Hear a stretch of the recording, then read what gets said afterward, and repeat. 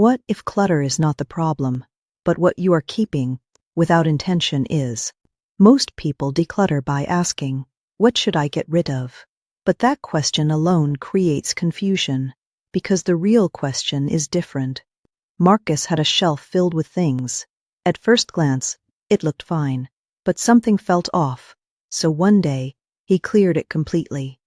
Then he asked, "If someone saw this shelf, what would it say about me?" One by one, he added things back. Not everything, just what mattered. A meaningful book, a photo, a note from a friend. When he finished, the shelf was not empty. It was intentional. Clutter is not about quantity. It is about meaning.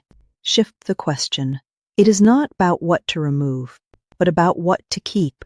Every item should earn its place, use or meaning. Curate.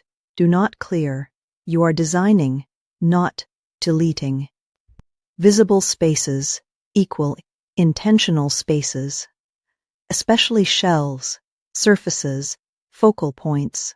Do your spaces tell a story, or just hold stuff? What would you choose if you started from zero? What actually adds value to your daily life? Follow for more on creating a home that feels intentional, not just organized. And if you want to know more about how you can do this for your home, check out my new book, Declutter Without Losing Your Style.